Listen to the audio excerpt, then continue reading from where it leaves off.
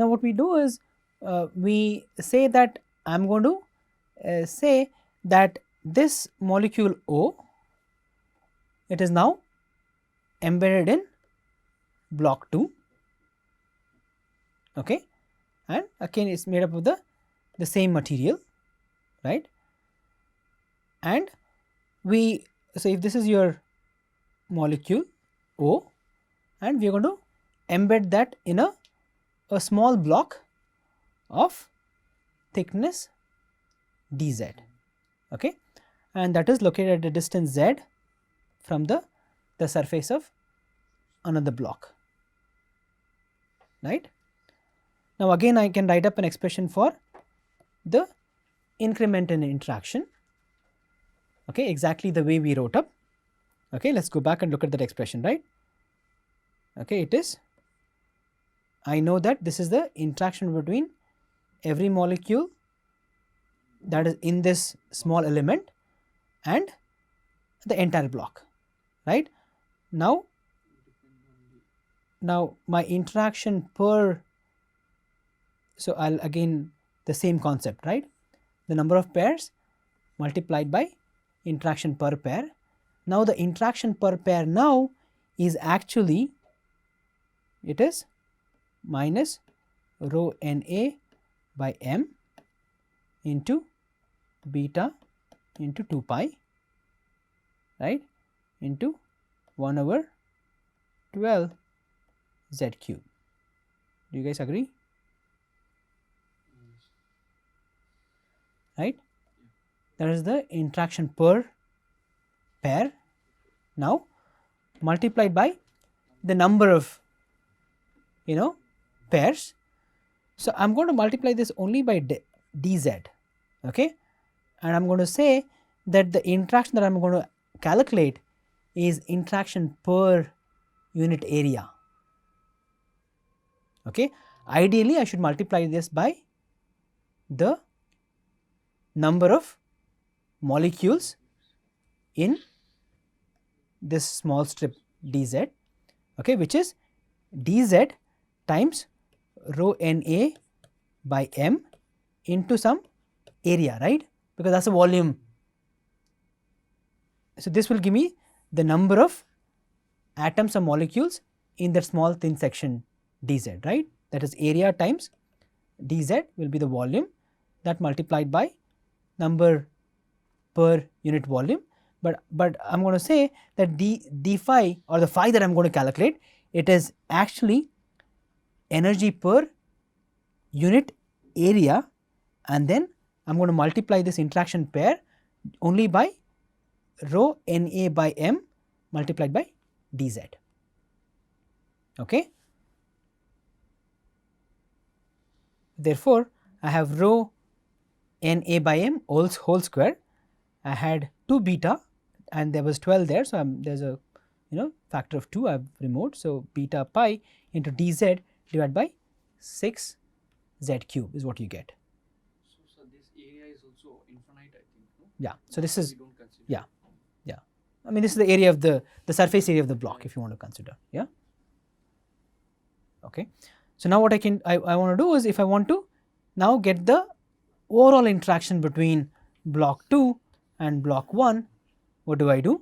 I again have to do an integration, and this integration is going to be from d, which is the distance of closest separation, to again infinity, right. I could have them really far apart, then the separation distance is going to be infinite, and then I can bring them to any distance d, okay. So if you do that, your phi is going to be rho Na divided by m whole square beta pi divided by 6,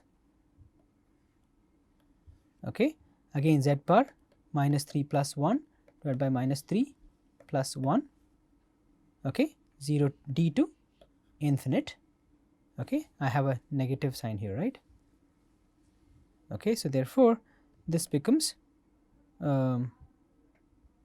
minus rho Na by m whole square into beta pi by 6 into 1 over d square. Okay, and there was 2 there, right? There was a 2 here, this becomes 12, right? Because the minus 2 here, right? Minus 3 plus 1 is 2, therefore 6 2s are 12. Okay, so therefore what you actually end up is the overall interaction phi a, okay, is going to be rho Na by m whole square beta times pi divided by 12 into 1 over d square. There are a cluster of constants.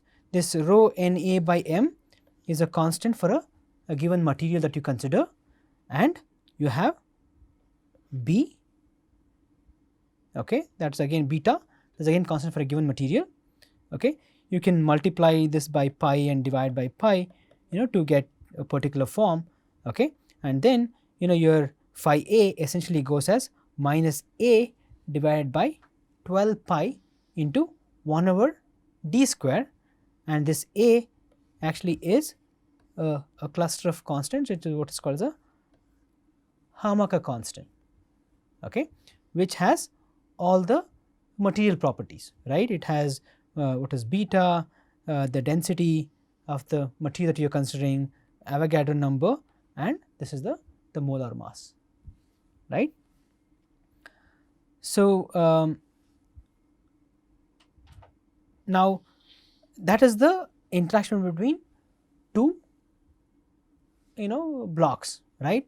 Now in fact that's what we derived here, okay, minus a divided by 12 pi into 1 over distance square, okay, that's for two flat surfaces, and that's what I mentioned, right? This interaction, if you calculate, I'll come back to this point a little later.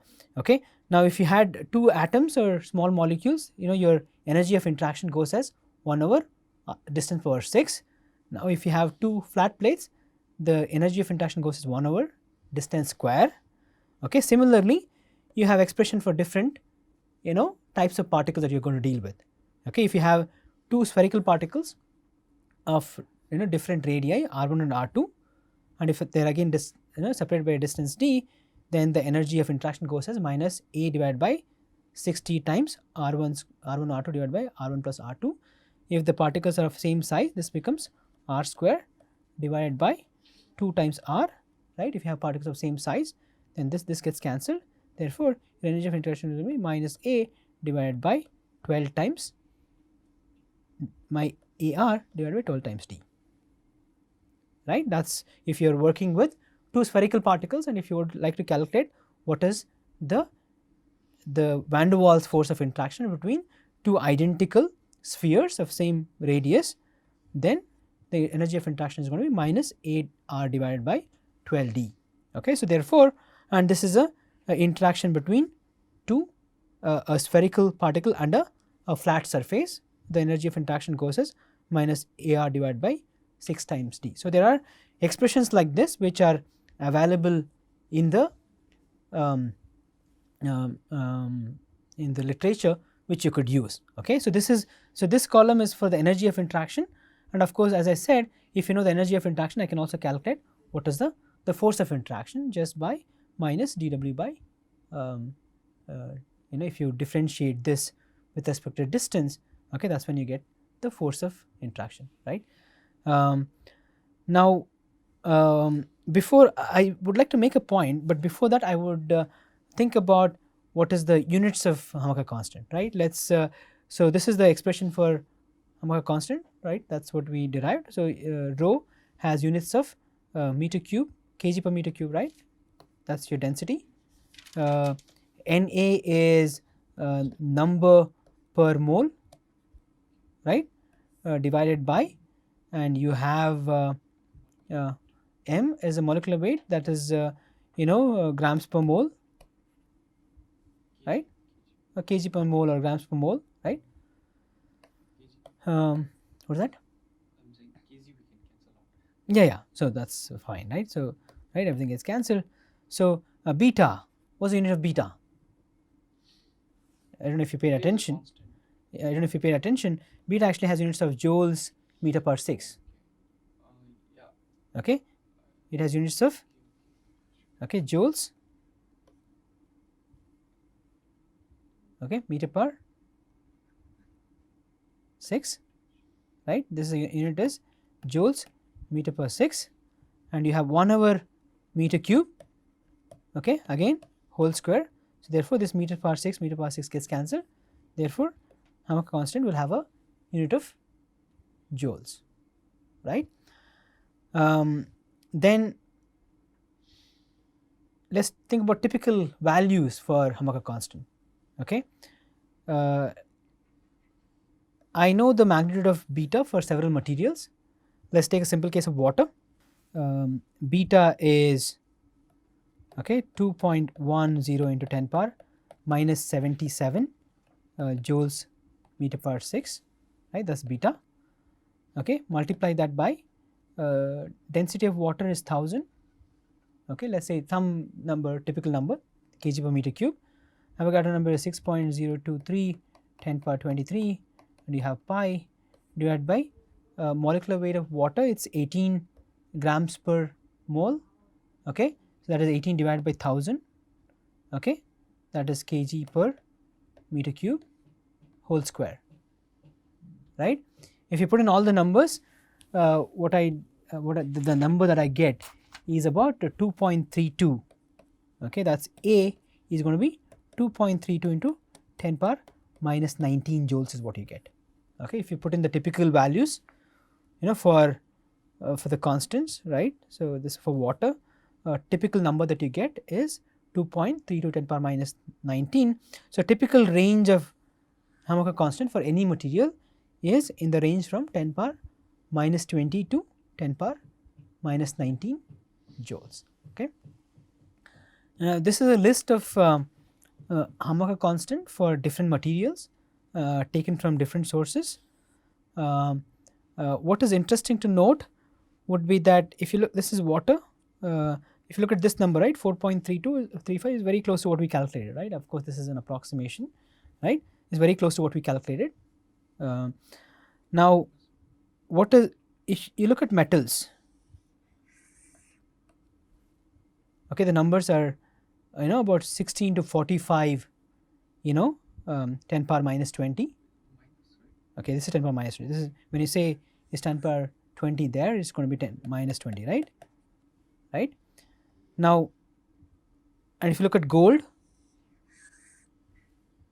so what it means is that if I have a polystyrene particles, okay, of some size, say 10 nanometer for example, okay, whose Hammocke constant is about say 10, okay, 10 power minus 20 joules, or if I take gold particles of again exactly the same size, whose Hammocke constant is about 45, okay, into 10 power minus 20, okay, the gold particles would experience a greater van der Waals force of attraction compared to the polystyrene particles, because the Hammocke constant for gold particles are much larger than the Hammocke constant for polystyrene, okay, that is the implications. Therefore, you go back and look at literature, whenever people talk about gold nanoparticles, you will always see that the moment you make gold particles, they cluster together and they form large aggregates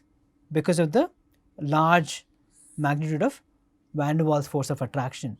If you want to keep particles of metals, okay, in a dispersed state, what people typically do is they make particles and then they typically put a stabilizing layer.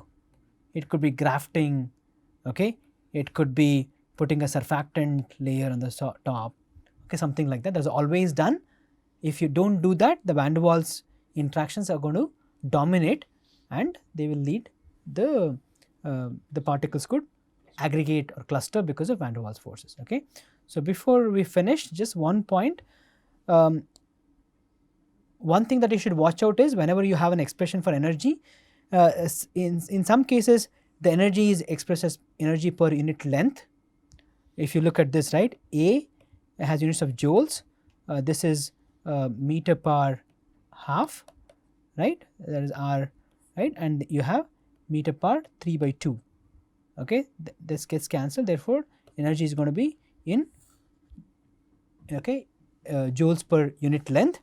And of course, you had a case where the energy was expressed in terms of energy per unit area, okay, or if you take cases like this, the energy is expressed just in terms of joules itself, okay. One thing that you should worry about whenever you get an expression, you could have an expression in which you calculate the interaction energy or interaction energy per unit area or interaction energy per unit length. You have to be careful, that's all, okay. So maybe with that we'll stop. So what we'll do tomorrow is we will talk a little bit about the limitation of the approach that we followed, okay, and then we are going to come up with some simple methods by which I can relate a Hamakar constant to some measurable properties of the materials, okay, is what we're going to look at in the next class. Yeah, thanks.